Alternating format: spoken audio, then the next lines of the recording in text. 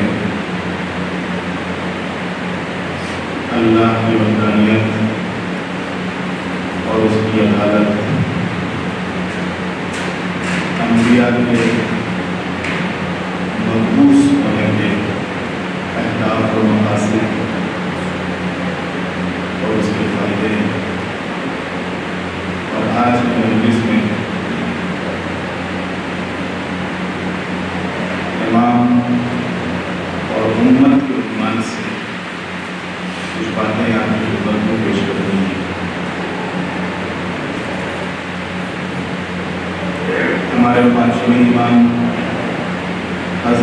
محمد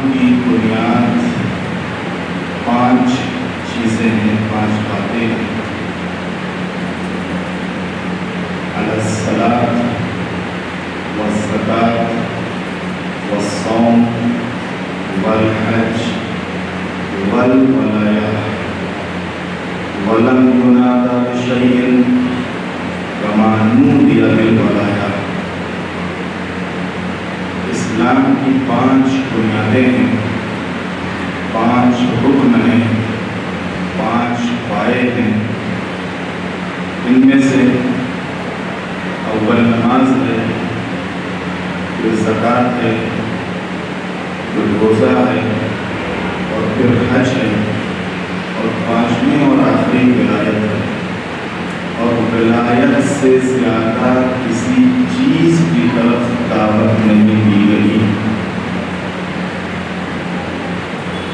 لیکن نماز بھی ولایت کی بنیاد پر ہے، روزہ بھی ولایت کی بنیاد پر ہے، حج بھی ولایت کی بنیاد پر ہے، زکوٰۃ بھی ولایت کی بنیاد پر ہے۔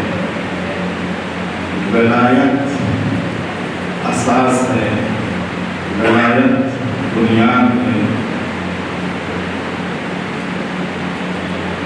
جیسا کہ خود پروردگار عالم نے قرآن مجید میں ارشاد فرمایا کہ انما ولیکم اللہ ورسولہ والذین آمنوا الذین یقیمون الصلاۃ ویؤتون الزکاۃ وہم راکعون۔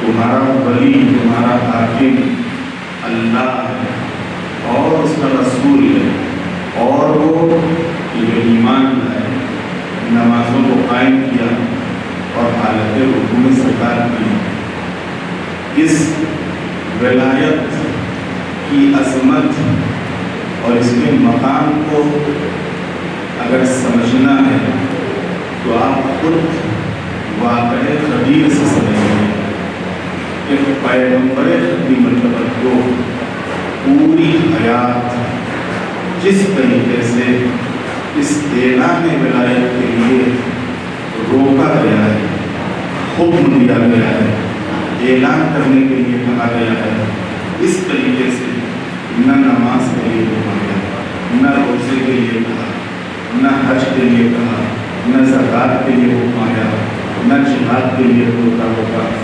اس طریقے سے ولایت کے اعلان کے وقت پیغمبر کو حکم دیا جا رہا ہے۔ پیغمبر اگر آپ نے یہ نہ پہنچایا تو گویا آپ نے کار رسالت انجام نہ دیا۔ اور جس وقت پیغمبر نے یہ اعلان کر دیا 1,20,000 کے مجمع میں امیر المومنین کی ولایت اور امامت سے لوگوں کو آگاہ اور خبردار کر دیا، اب آیت آتی ہے الیوم اکملت لکم دینکم واتممت علیکم نعمتی ورضیت لکم الاسلام دینا۔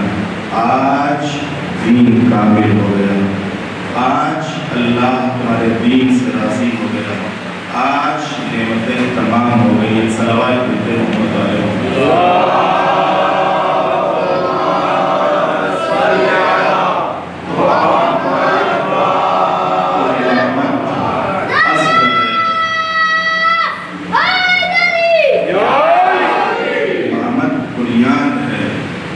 امامت نبوت سے بلند مقام کا نام ہے۔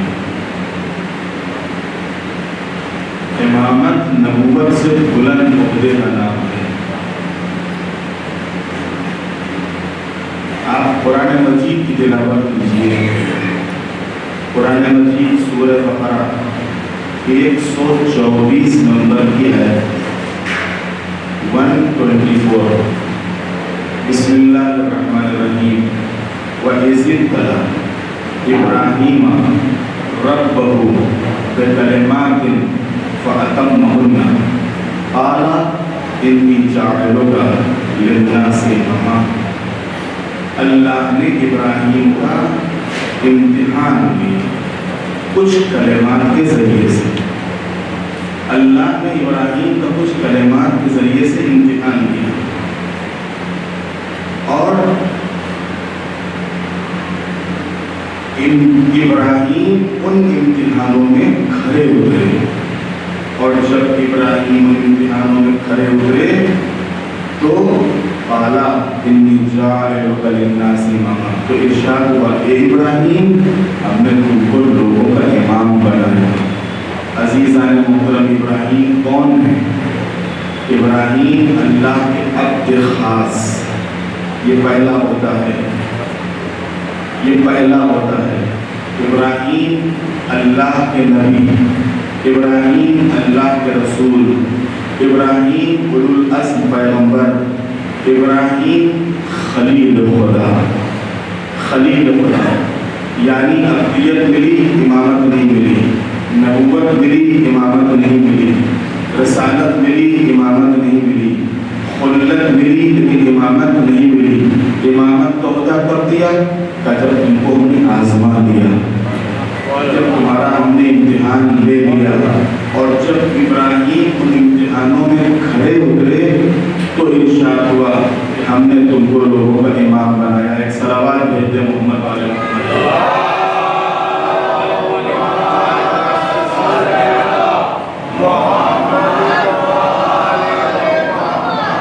جتنے بھی ہوتے ہیں کوئی معمولی ہوتے نہیں ہیں. اب خاص ہونا یہ کوئی معمولی بات نہیں ہے. ابدیت بہت بڑا مقام ہے, بہت بلند مرتبہ ہے.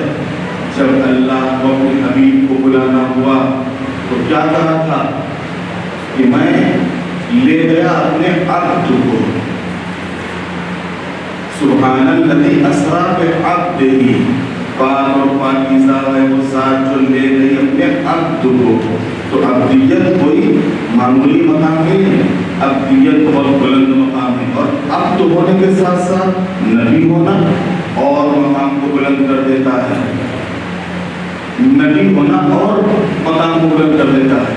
لیکن اگر انسان عبد ہونے کے ساتھ ساتھ نبی ہونے کے ساتھ ساتھ اگر رسول قرار پائے تو یہ عہدہ اور بڑھ جاتا ہے, منزلت میں اور اضافہ ہو جاتا ہے, ذمہ داریاں بڑھ جاتی ہیں.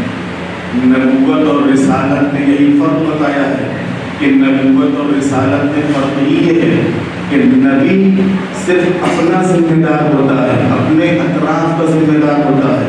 رسول اپنے ساتھ ساتھ دوسروں کا ذمہ دار ہوتا ہے, اپنے ساتھ ساتھ دوسروں کا ذمہ دار ہوتا ہے. لہذا نبوت کے بعد جب رسالت کی ذمہ داری آئی تو عہدہ بڑھ گیا. اچھا, اس رسالت میں بھی اگر کوئی اولو العزم پیغمبر ہو, صاحب شریعت پیغمبر ہو, تو پھر اس کے مقام اور مرتبے میں اور اضافہ ہو جاتا ہے, اس کی ذمہ داریاں اور بڑھ جاتی ہیں. لیکن ان تمام عہدوں کے باوجود اگر اللہ کسی کو اپنا خلیل بنا لے تو پھر اس کا عہدہ اور اس کا مقام اور اس کا مرتبہ اور اس کی شان کیا ہوگی. اب اگر بات واضح ہو گئی ہے, اللہ نے عبد بنا دیا, نبی مقرر کر دیا, رسالت کا عہدہ دے دیا, خلت سے نواز دیا, لیکن امام نہیں بنایا. کب امام بنایا؟ جب ہم نے تم کو آزما لیا. اب عزیزو اندازہ لگائیے کہ اگر ابراہیم امتحانوں کے بعد امام قرار پائے تو اللہ نے جن کو امام بنا کے دنیا میں بھیجا ہے ان کا مقام اور مرتبہ کیا ہوگا. ایک صلوات بھیج دے محمد والے محمد.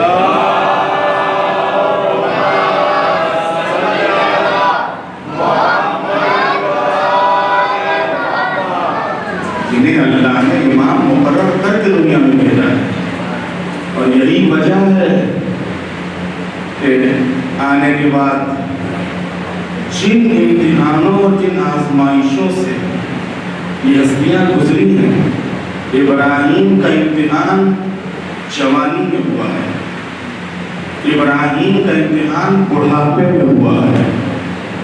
لیکن ائمہ علیہ السلام کی زندگیوں پر اگر نظر کریں تو ان کے امتحان بچپن سے شروع ہو گئے ہیں, بچپن سے شروع ہو گئے ہیں. میں صرف مثال اور نمونے کے طور پر آپ کی خدمت میں عرض کروں, انہی ائمہ علیہ السلام میں آیا وہ امام ہے کہ نہیں ہے کہ جو صرف 5 سال کی عمر میں امام بنے, 5 سال کی عمر میں امام بنے ہیں کہ نہیں ہے؟ 5 سال کی عمر میں امام بننے کا مطلب کیا؟ یعنی انہوں نے اپنی نگاہوں سے ان کے والد جو امام تھے ان کے اوپر جو مظالم ہوئے انہوں نے اپنی آنکھوں سے دیکھے, اس کو برداشت کیا ہے, اس پر صبر کیا ہے. اور جب وہ امام نہیں رہا تو اللہ نے کہا اگرچہ اس کی عمر 5 سال ہے لیکن امامت کے لیے عمر معیار نہیں ہوتی, امامت کے لیے عمر معیار نہیں ہوتی. اچھا, امامت کیا؟ اللہ تو کہہ رہا ہے کہ نبوت کے لیے عمر معیار نہیں ہے, اللہ تو کہہ رہا ہے کہ نبوت کے لیے عمر معیار نہیں ہے. جناب عیسیٰ جس وقت گہوارے میں آئے ہیں, جناب مریم کے اوپر لوگوں نے شک کی انگلی اٹھائی جناب مریم خاموش، کا اس بچے سے پوچھ لو کہ یہ خود کہاں سے آیا ہے. اور جناب عیسیٰ نے گہوارے میں رہتے ہوئے اپنی ماں کی عصمت کی گواہی دی.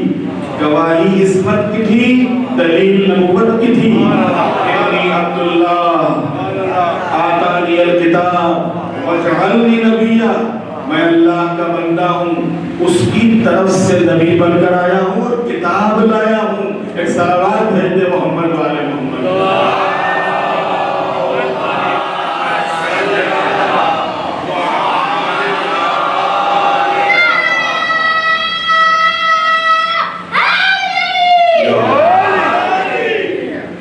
اسی وجہ سے زمین کبھی بھی حجت خدا سے خالی نہیں ہو سکتی ہے. زمین پر ایک حجت خدا کا ہونا ضروری ہے. لو بقیت الارض بغیر امام لساخت، اگر زمین کے اوپر حجت خدا کا وجود نہ ہو تو زمین پھنس جائے گی، زمین ختم ہو جائے گی، زمین مٹ جائے گی. اگر آج یہ سورج اپنے ٹائم سے نکل رہا ہے اور اپنے ٹائم سے ڈوب رہا ہے، چاند اپنی تاریخ کے اوپر ظاہر ہوتا ہے اور تاریخوں کے لحاظ سے اور دنوں کے لحاظ سے چھوٹا بڑا ہوتا رہتا ہے، اگر یہ زمین اپنے دائرے میں حرکت کر رہی ہے، اگر یہ سب کچھ اور یہ پورا نظام چل رہا ہے، تو یہ نظام خود بتا رہا ہے کوئی نظام کو چلانے والا بھی ہے. یہ نظام ایسے ہی نہیں چل رہا ہے، اس نظام کا کوئی چلانے والا بھی ہے. انجام خود امام کے ساتھ ہوگا. یہ بہت بڑی چیز ہے. آخرت جو انسان کا انجام ہوگا آخرت میں، وہ خود امام کے ساتھ ہوگا. تم نے دنیا میں جس امام کی پیروی کی ہوگی، اسی امام کے ساتھ قیامت کے دن اٹھائے جاؤ گے. اب یہ تم کو فیصلہ کرنا ہے کہ تم نے دنیا میں امام کس کو مانا. امام یعنی جس کے مطابق زندگی گزاری جائے، امام جو آگے آگے چلے، امام جس کی مشایعت کی جائے، جس کے پیچھے پیچھے چلا جائے. اب خود یہ ہمارے اوپر فیصلہ ہے کہ ہم یقیناً امیر المومنین کے شیعوں اور ان کے محبوں میں ہیں. بس مولا سے یہی التجا ہے کہ مولا ہمارے اس دعوے کو اور یہ جو ہمارا اعلان ہے اس کو حقیقت میں بدل دیں، اس کو واقعیت میں تبدیل کر دیں کہ اگر ہم نے واقعاً امیر المومنین اور ان کی اولاد طاہرین کو امام مانا ہے تو ان کو امام مانتے ہوئے پھر اب دنیا میں کسی اور طرح اختیار نہ کریں. ہم ادھر ادھر نہ بہکیں، ادھر ادھر نہ جائیں، اپنی منمانی نہ کریں، خواہشات کے اسیر نہ ہو جائیں، حرام کو حلال نہ کر دیں، حلال کو حرام نہ کر لیں. کیونکہ جس نے دنیا میں جس کی پیروی کی ہوگی، جس کو قبول کیا ہوگا، جس کو مانا ہوگا، قیامت کے دن یہ اسی کے ساتھ اٹھے گا.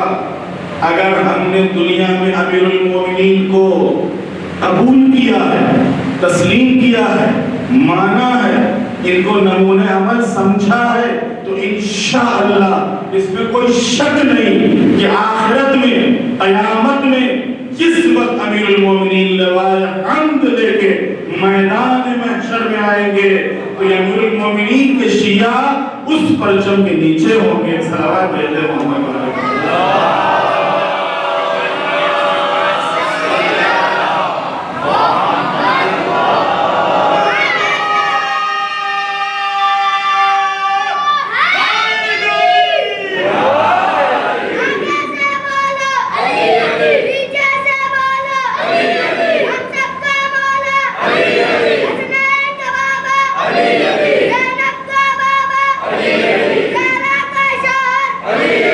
جس کا کربلا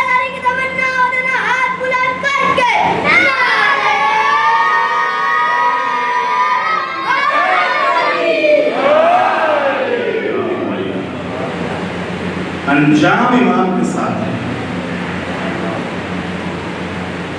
دوسری حدیث جو آیت کے ذیل میں ہے، ہمارے چھٹے امام حضرت امام جعفر صادق علیہ السلام،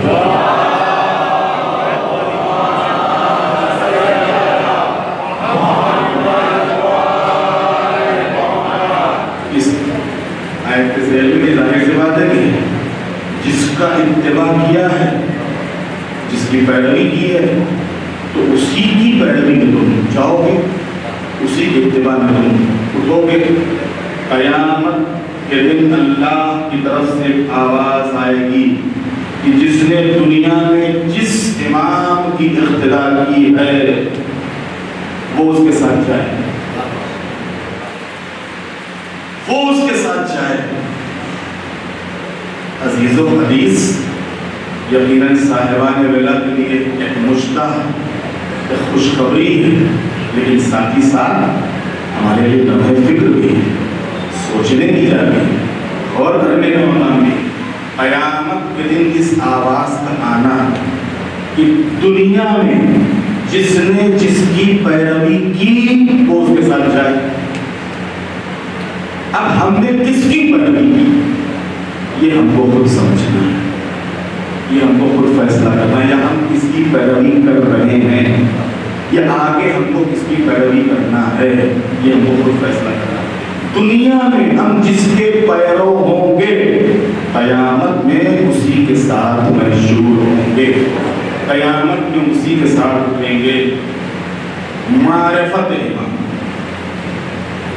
ایک اور حدیث میں ہمارے چھٹے امام نے فرمایا کہ الامام علم بین اللہ و بین خلقہ، امام اللہ کی طرف سے اس کے اور اس کی مخلوق کے درمیان ایک علم ہے، نشانی ہے، اس کے اور اس کی مخلوق کے درمیان میں ایک نشانی ہے۔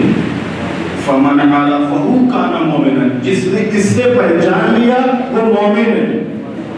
ومن انکرہ کان کافرا، اور جس نے امام کو نہ پہچانا اور اس کا انکار کر دیا وہ کافر ہے۔ صلوات بھیجتے محمد والے۔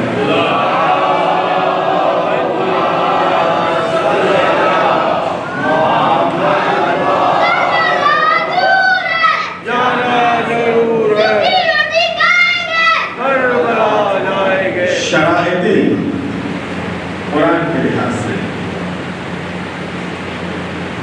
پہلی آیت سورہ انبیاء 73 نمبر کی 73، وَجَعَلْنَا مِنْهُمْ أَئِمَّةً يَهْدُونَ بِأَمْرِنَا لَمَّا صَبَرُوا وَكَانُوا بِآيَاتِنَا يُوقِنُونَ،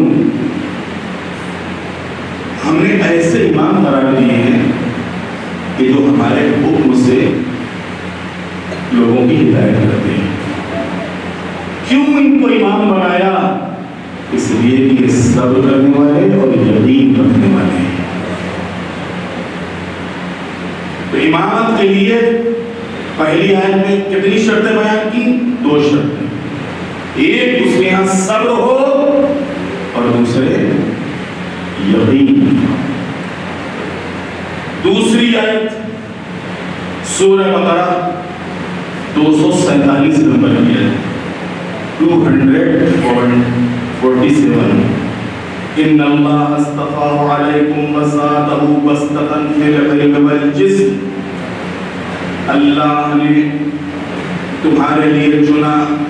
جب جالوت اور طالوت کی بات آئی تھی اور طالوت کو لشکر کا سردار بنایا تھا، تو طالوت کی سرداری پر جب لوگوں نے اعتراض کیا کہ یہ کیسے سردار لشکر بنیں گے، ان کے پاس نہ مال ہے اور نہ دولت، تو یہ لشکر کے سردار کیسے بنیں گے؟ تو اس وقت قدرت کی طرف سے ارشاد ہوا ان اللہ اصطفیٰ علیکم، اللہ نے تمہارے لیے ان کو چنا ہے، وَزَادَهُ بَسْطَةً فِي الْعِلْمِ وَالْجِسْمِ، اور اگر اس کے پاس دولت نہیں ہے لیکن اس کے پاس علم تو ہے، اس کے پاس طاقت تو ہے۔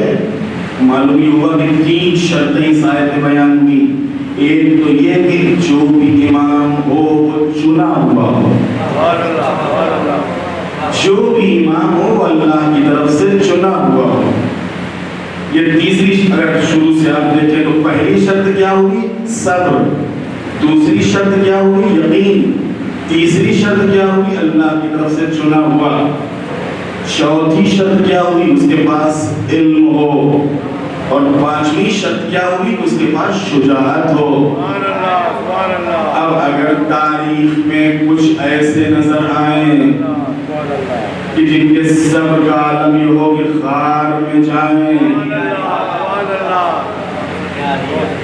تو صبر نہ کر سکیں، میدان میں جائیں تو رک نہ سکیں، میدان میں جائیں تو ٹک نہ سکیں، یقین کا عالم یہ کہ پیغمبر پر شک کریں، یقین کا عالم یہ کہ پیغمبر پر شک کریں، اللہ کے انتخاب کے بجائے خود ہی اپنے کو منتخب کر لیں. تو عزیزو، ہم نے جن اماموں کو قبول کیا ہے، اب حقیقت میں اگر آپ یقین کی، اگر صبر کی منزل دیکھیں تو ایک تو وہ منزل کی جہاں غار میں پیغمبر کے ہوتے ہوئے گریا ہے، وہیں کھچی ہوئی تلواروں میں سو رہے ہیں، کھچی ہوئی تلواروں میں سو رہے ہیں. یقین کا عالم یہ ہے کہ خود ہی ارشاد فرماتے ہیں لو کشف الغطاء مصدق تو یقینا، اگر پردے ہماری نگاہوں کے سامنے سے ہٹا بھی دیے جائیں تو ہمارے یقین میں ذرہ برابر فرق نہیں پڑے گا. یہ ہے یقین کی منزل. اور اگر علم دیکھیے تو خود پیغمبر فرماتے ہوئے نظر آئیں گے انا مدینۃ العلم وعلی بابها. ضربت لگنے کے بعد یہی علی آواز دیتے ہوئے آئیں گے سلونی سلونی قبل ان تفقدونی. جو پوچھنا ہے پوچھ لو قبل اس کے کہ میں تمہارے درمیان سے چلا جاؤں. اور شجاعت کا عالم یہ ہے کہ خود قدرت قصیدہ پڑھتی ہوئی نظر آئے لا فتح الا علی لا سیف الا ذوالفقار، کہ تلوار تو بس ذوالفقار ہے اور بہادر اور جوان تو بس علی ہے. صلوات ملتے ہیں.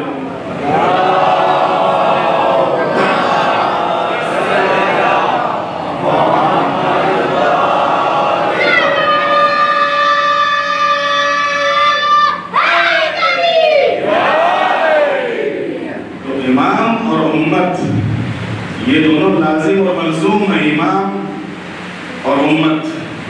امت کو چاہیے کہ وہ امام کے ساتھ رہے.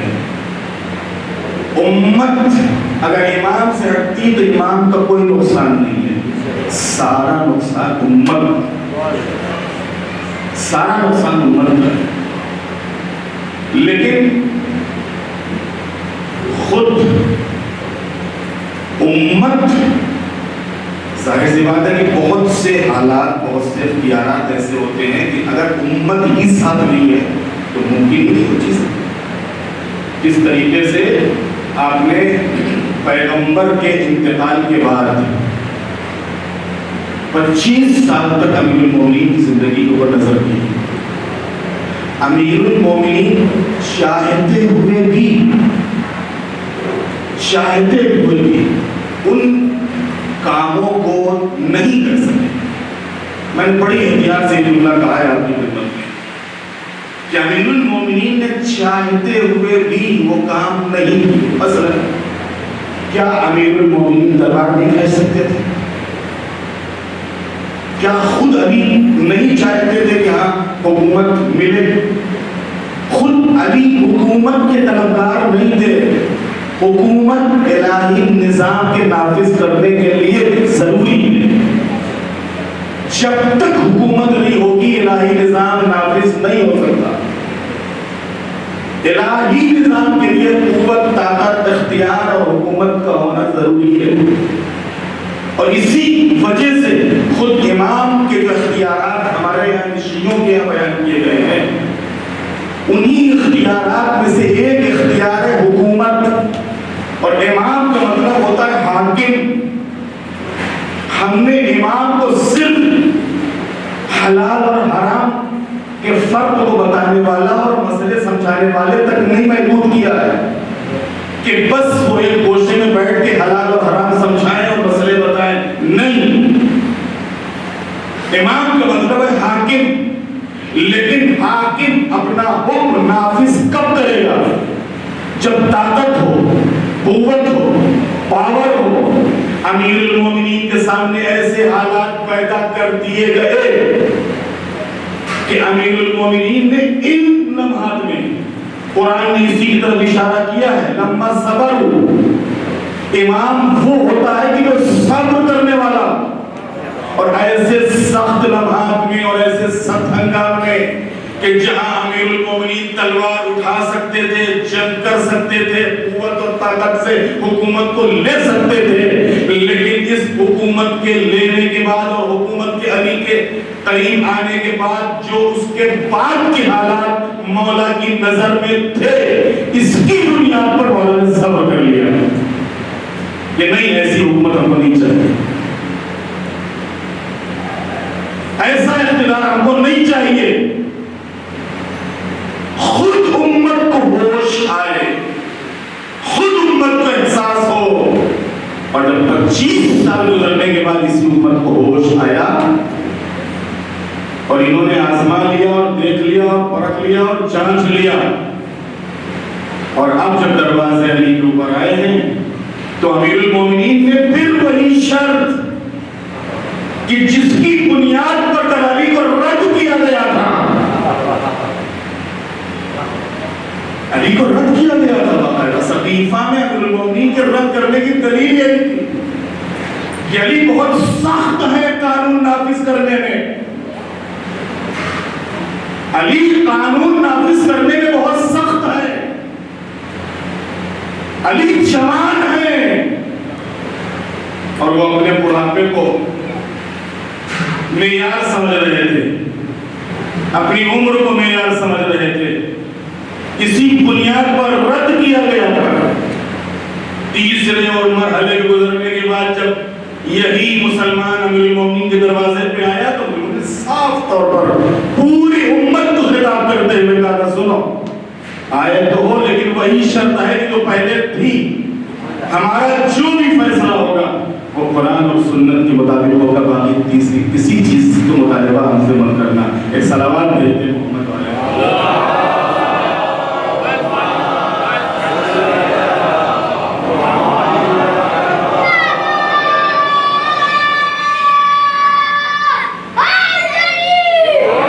خود امیر المومنین نے فرمایا ہے کہ امام کا وظیفہ ہے، امام کی ذمہ داری ہے کہ کتاب خدا کی بنیاد پر امامت اور ادائیگی، یہ امانت،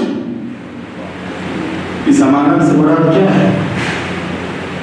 یہ امانت کون سی ہے؟ ادائیگی امانت،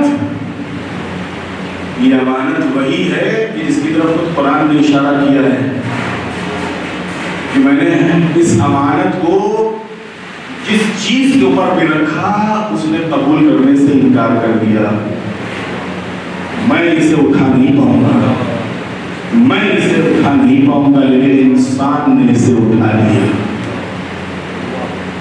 انسان نے اسے اٹھا لیا۔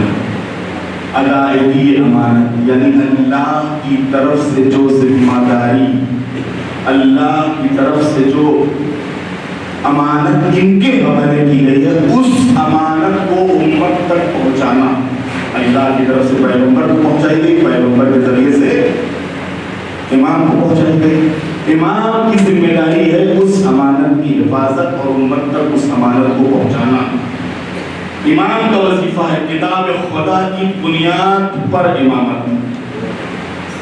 امامت شہنشاہی نہیں ہے۔ امامت جس طریقے سے عام طور سے ایک ذہن میں تصور ہوتا ہے کہ یہاں اگر حکومت ہے تو حکومت کے ساتھ یہ ہوگا، یہ ہوگا، یہ ہوگا، یہ ہوگا، یہ ہوگا، یہ چیزیں ہوں گی، یہ تشریفات ہوں گے اور یہ سارے معاملات ہوں گے اور یہ ساری باتیں ہوں گی، یہ ساری چیزیں ہوں گی۔ لیکن اگر آپ امام کی امامت کے اوپر نظر کریں کہ قرآن نے جس امامت کو پیش کیا ہے تو یہ امامت ان تمام تشریفات سے پاک ہے، ان تمام تکلفات سے پاک ہے۔ اگر اس کو سمجھنا ہے آئیے 8ویں امام کی امامت سے سمجھیے. امام ولی عہد بن کے گئے تھے، مامون نے ولی عہد بنایا تھا. ظاہری طور پر بھی حاکم تھے، باطنی طور پر بھی امام تھے. امام امام ہے، امام کو مانو تو بھی امام، امام کو نہ مانو تو بھی امام. امام ظاہری طور پر اس نے امام کو ولی عہد بنایا تھا. امام خراسان پہنچے تو امام جو قدرت نے امام بنایا وہ تو نہیں ہے، لیکن ظاہری طور پر پورا اختیار، کیونکہ ولی عہد ہے. ولی عہد کا مطلب پرائم منسٹر. آپ کو جگہ کہاں دی گئی؟ تشریفات کے ساتھ، تکلفات کے ساتھ. امام نے ایک مرتبہ اس پورے محل کو دیکھا، ان قالینوں کو دیکھا، اس تخت کو دیکھا، اس تخت کے پر رکھے ہوئے گاؤں تکیوں کو دیکھا، اس محل میں موجود ان سپاہیوں کو دیکھا، ان پہرے داروں کو دیکھا، اور اس پورے محل پہ نظر دوڑانے کے بعد فرمایا کہ میں اس تخت پہ نہیں بیٹھوں گا، میری مسند اور میرا بوریا محل کے باہر لگا دو. ایک سلامات بھیج دے محمد والے.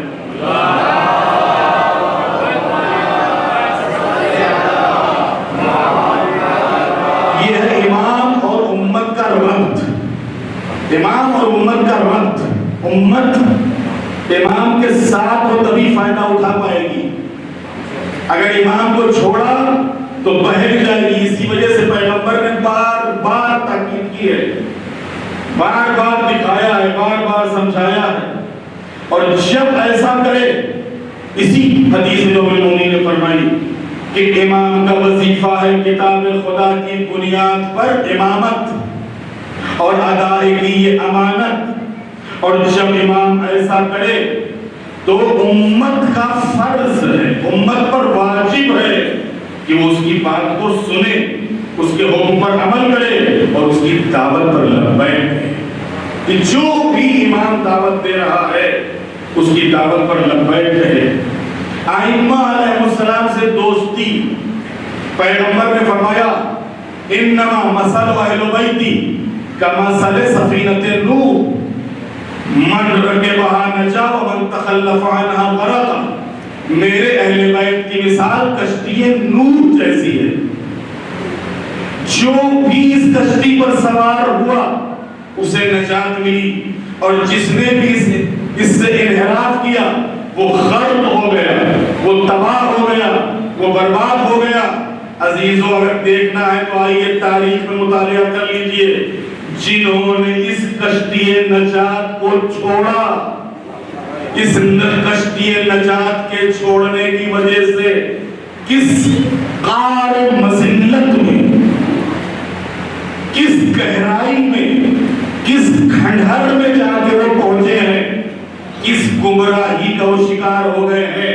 اور اس سے بڑی گمراہی اور بدبختی کیا ہوگی کہ جنہوں نے کل علی کو چھوڑا تھا، علی جیسے کو چھوڑا تھا، انہوں نے علی کے بعد یزید جیسے کو قبول کیا.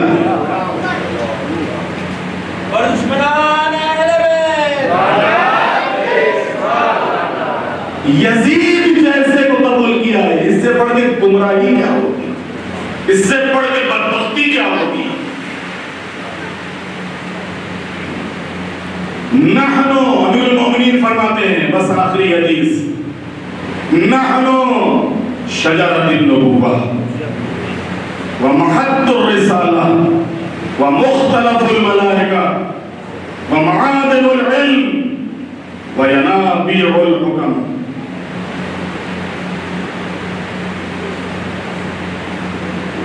ہم نبوت کے درخت ہیں. نحنو شجرۃ النبوہ، ہم نحنو شجرۃ النبوہ، ہم نبوت کے درخت ہیں. ومحط الرسالہ، اور رسالت کے آنے جانے کی جگہ ہے. رسالت کے آنے جانے کی جگہ ہے. ومختلف الملائکہ، اور فرشتوں کے آنے کا مرکز ہے. فرشتے یہی آتے ہیں، فرشتے یہی نازل ہوتے ہیں. ومعادن العلم، اور معادن العلم، اور علم کے ہم مخزن ہیں، خزانہ ہیں، کان ہیں، علم ہمارے یہاں سے نکلتا ہے، علم ہمارے یہاں سے نکلتا ہے۔ وَيَنَابِعُ الْحِكَمِ، اور حکمت کے سرچشمے ہیں، حکمتیں یہیں سے پھوٹتی ہیں۔ چشمے جس طریقے سے کیسے پھوٹتے ہیں، ایسے ہی مولا فرماتے ہیں کہ حکمتیں یہیں سے پھوٹتی ہیں۔ لیکن افسوس کہ جس سینے میں یہ علم تھا، یہ حکمت تھی، جو جس در کے اوپر ملائکہ کا آنا جانا رہا، جہاں سے نبوتیں اور رسالتیں نکلی ہیں، اسی در کو ان مسلمانوں نے پہچانا نہیں، مسلمانوں نے جانا نہیں، اور دشمنی اور حسد کی انتہا کر دی، دشمنی اور حسد کی انتہا۔ اور یہی حسد ہی تھا کہ جس حسد کی بنیاد پر علی جیسی شخصیت کو چھوڑ دیا ہے۔ امیر المومنین نے خود اپنا نوحہ خود پڑھا ہے، اپنا مرثیہ خود بیان کیا ہے۔ امیر المومنین نے اپنی مظلومیت کو خود اپنی زبان سے بیان کیا ہے۔ پیغمبر کے انتقال کے بعد مولا امیر المومنین کی حالت کیا تھی؟ ایام فاطمیہ میں جو مجالس ہوتی ہیں آپ سنتے رہتے ہیں مسلسل، کہ ایک دن جب امیر المومنین بیت الشرف میں تشریف لائے تو جناب فاطمہ نے بیت الشرف میں داخل ہوتے ہی سوال کر لیا، علی کیا حال ہے؟ جس وقت فاطمہ نے سوال کیا ہے کہ علی کیا حال ہے، امیر المومنین جواب دیتے، فاطمہ حال پوچھتی ہو، حال یہ ہو گیا ہے کہ علی سلام کرتا ہے کوئی جواب نہیں دیتا۔ یہ چیز سننے کی نہیں ہے، یہ چیز پڑھنے کی نہیں ہے، یہ چیز محسوس کرنے کی ہے۔ ماہ مبارکہ رمضان ہے، اکثر مومنین راتوں کو جاگا کرتے ہیں، کسی گوشے میں بیٹھ جائیے اور کسی گوشے میں بیٹھ کے اندھیرا کر کے سوچئے گا کہ اگر کسی کے ساتھ ایسا ہو جائے تو کیا کرے گا۔ حالت یہ ہے کہ علی سلام کرتا ہے کچھ جواب نہیں دیتا ہے۔ علی کو مدینے میں کون نہیں جانتا تھا، علی کو مدینے کا پورے عرب میں کون نہیں پہچانتا تھا۔ بڑے بڑے پہلوان علی کے نام سے لرز جاتے تھے، علی کا نام سن کے کانپ جاتے تھے، لیکن آج وہی علی کا حال ہے۔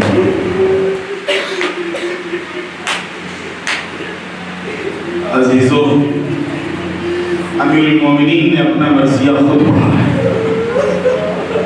ایک طرف تو یہ پیغمبر کے انتقال کے بعد جو زمانہ تھا، اور اس کے بعد اب جو حکومت آئی، خلافت آئی، تو اس حکومت اور خلافت کے بعد بھی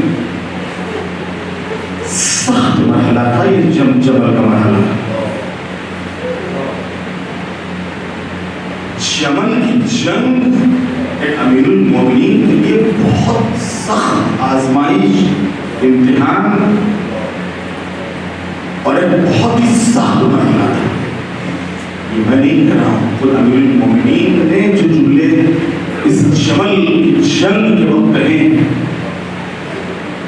مسئلہ یہ ہے کہ خود جنہوں نے بیعت کی ہے، جنہوں نے خلیفہ مانا ہے، انہی سے لڑنا ہے، انہی سے مقابلہ کرنا ہے۔ یہی پورا لشکر بیعت توڑ کے سامنے کھڑا ہے، اور اپنے کو مسلمان بھی کہہ رہا ہے،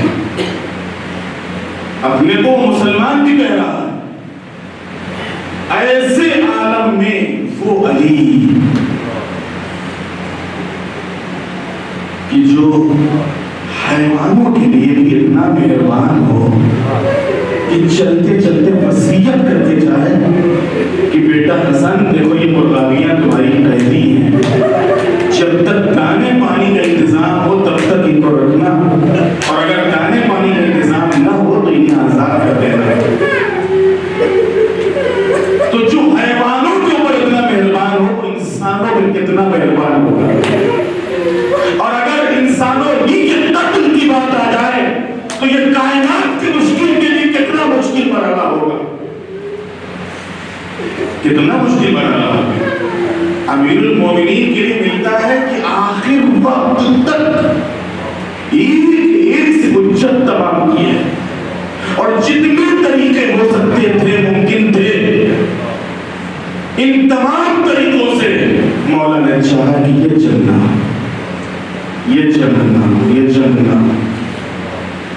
پیغام بھجوائے ہیں، طلحہ کو بلایا ہے، بٹھایا ہے، سمجھایا ہے، دکھایا ہے، زبیر کو بتایا ہے، دکھایا ہے، حالات دکھائے، اس کی آخرت بھی اس کو بتائی۔ اس کے باوجود جب ہر طریقے سے حجت تمام ہو گئی اور ضد اور ہٹھگی کے اوپر اڑے رہے، تب امیر المومنین نے جنگ کی بڑا سخت مرحلہ تھا امیر المومنین کے لیے۔ جہاں جمل کی پوری جنگ امیر المومنین کے لیے کائنات کے مشکل کشا کے لیے مشکل مرحلہ تھا، وہیں صفین میں جس وقت جنگ بالکل جیت کے قریب تھی، فتح کے قریب، ایسے ہنگام میں، ایسے حالات میں امیر المومنین کے لشکر ہی میں پھوٹ پڑنا اور امیر المومنین کا حکم نہ ماننا اور اپنے زور اور اپنے گمان میں مالک اشتر کے بجائے دوسرے کو حکم بنانا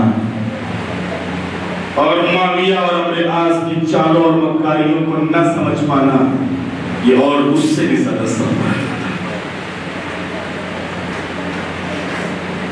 جنگ صفین کے بعد یہ جو بچی ہوئی تعداد تھی جو کسی طریقے سے دشمن سے مقابلے کے لیے تیار نہیں ہوتی، امیر المومنین نے نہج البلاغہ میں ان کے جو حالات اس کو بیان کیا ہے کہ ہماری حالت کیا ہے۔ جب گرمی کا موسم آتا ہے تو گرمی بہت زیادہ ہے، اس موسم میں جنگ ہم کیسے کریں گے، اور جب سردی کا موسم آتا ہے تو تم کہتے ہو کہ سردی بہت زیادہ ہے، اس موسم میں ہم جنگ کیسے کریں گے۔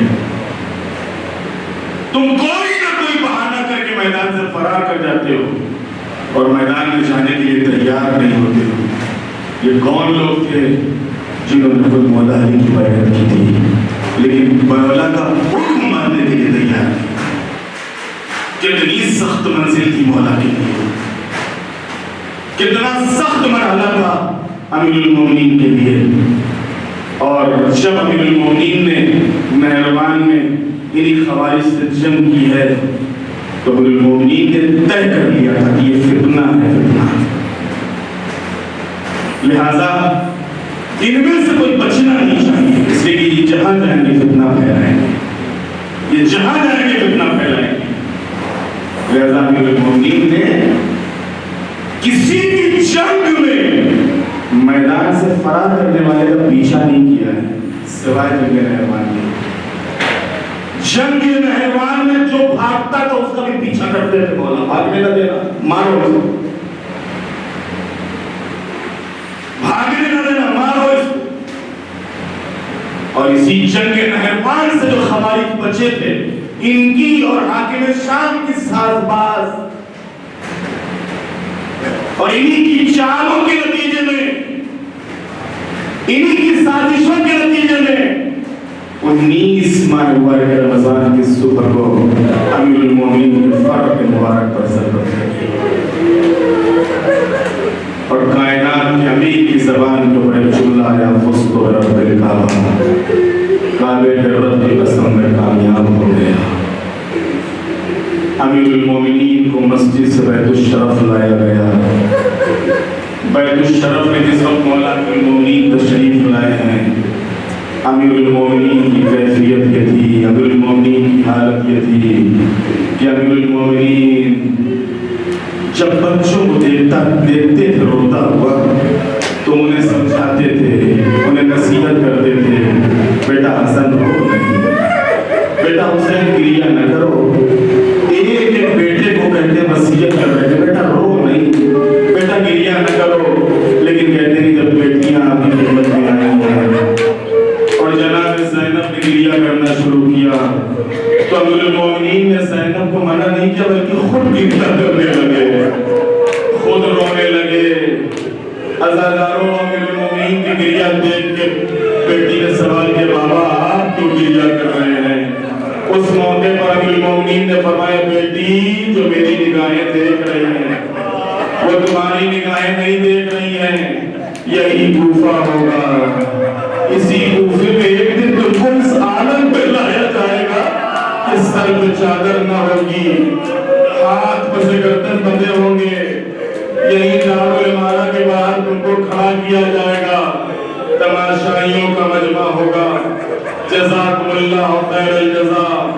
عزاداروں کہتے ہیں کہ جس وقت امیر المومنین بیت الشرف میں آئے ہیں طبیب کو بلایا گیا، اور جس وقت طبیب آیا ہے اور حکیم آیا ہے اور اس نے امیر المومنین کے زخموں کو دیکھا تو زخموں کو دیکھنے کے بعد کہتا ہے کہ بس علی وصیتیں کیجئے، مولا بس وصیتیں کیجئے.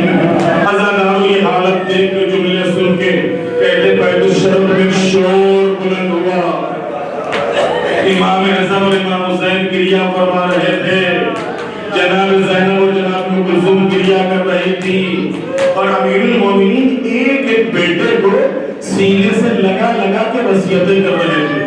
بیٹا حسن دیکھو خیال رکھنا، دیکھو یہ تمہارے اوپر ذمہ داری ہے، دیکھو میرے بعد تم ہی امام ہو، یہ پورا نظام تمہارے حوالے ہے، یہ پوری امت تمہارے حوالے ہے، یہ پوری شریعت تمہارے حوالے ہے. کہتے امام حسن کو جو وصیتیں کر چکے تھے امام حسین کو سینے سے لگا کے، بیٹا میں وہ منظر دیکھ رہا ہوں کہ جب 3 دن کا بھوکا پیاسا تم کو کربلا کی زمین پر شہید کیا جائے گا. اے بیٹا نہایت صبر کا مظاہرہ کرنا، نہایت ہمت کا مظاہرہ کرنا. بیٹا دین کی حفاظت تمہارے ذمہ ہے، شریعت کی حفاظت تمہارے ذمہ ہے. کہتے ہیں کہ جب جناب عباس کو قریب بلایا ہے اور قریب بلانے کے بعد ایک مرتبہ سینے سے لگایا، سینے سے لگا کے شانوں کو بوسہ دیا، عباس کے شانوں کو بوسہ دیا، اور عباس کے شانوں کو بوسہ دینے کے بعد کہتے ہیں اے بیٹا عباس میری نظریں دیکھ رہی ہیں کہ کربلا کے میدان میں جب چھوٹے چھوٹے بچے ہاتھوں میں خالی کوزے لے کے التش التش کی صدائیں بلند کریں گے تو تم فرات پر جاؤ گے ان بچوں کے لیے پانی لینے کے لیے. لیکن بیٹا دیکھو ایک وصیت یاد رکھنا کہ جب فرات پر چالو تو اگرچہ پانی دیکھنا اور پانی میں رہنا لیکن پانی کو اپنے تہن سے قریب نہ کرنا. عزاداروں بس میں نے ختم کی مجلس. عزاداروں کہتے ہیں امیر المومنین کی شہادت ہو گئی، امام حسن دنیا سے رخصت ہو گئے، امام حسین نے مدینہ چھوڑا.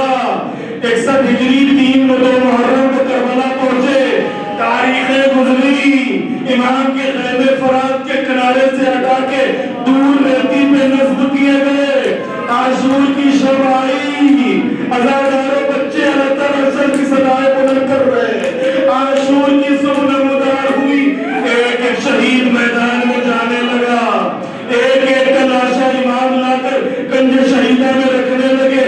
اور اب جب امام کے سارے اصحاب اور انصار کام آ چکے اور گود کے پالوں کی میتیں حسین اٹھا چکے تو مرتبہ غازی ابوالفضل عباس آقا مجھے بھی اجازت دیجیے. عزاداروں بھی اجازت کی بات ہی کر رہے تھے کہ خیمے سے بچوں کی آواز آئی، اعلیٰ تاش. امام نے فرمایا بھیا جانا ہی چاہتے تو جاؤ لیکن ذرا بچوں کے لیے پانی کی سبیل کرتے جاؤ. کہتے ہیں عباس نے مطلب مشکیزیں کو لیا، علم میں باندھا، فرات کی طرف چلے، فوجوں کو ہٹایا، فرات میں گھوڑے کو ڈالا، مشکیزے کو اتارا، مشکیزے میں پانی کو بھرا.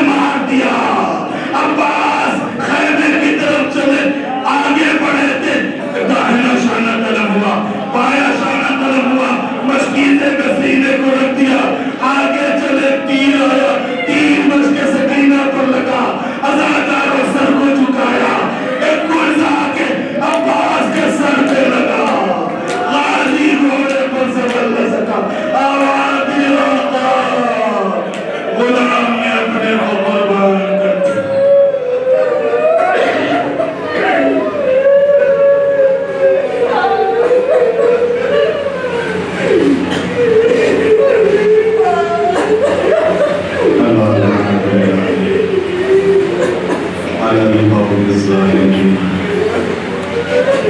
سيعلم الذين ظلموا أيام الذين ينقلبون وحفظ الصلوات معبود ہم سب کو بالمؤمنین کے شیعوں میں قرار دے بار اللہ اس ماہ مبارک رمضان کے حضور شفاعت عبادات و اطاعت و اعمال کو عبادات میں قبول فرمائے معبود الباقی دنوں میں ہماری توفیقات میں اضافہ پرچم اسلام کو سربلند فرمائے پرچم کفر و نفاق کو سربلند فرمائے جو مومنین مریض ان کو شفا عطا فرمائے جو دنیا سے رخصت ہو چکے ان کی مغفرت فرمائے مولا امام زمان علیہ السلام کی ظہور میں ہم سب کو ایمان کے غلاموں اور نسل و شمار فرمائے ہم سب کی تمام دینی اور دنیاوی حاجتوں کو پورا فرمائے وتقبل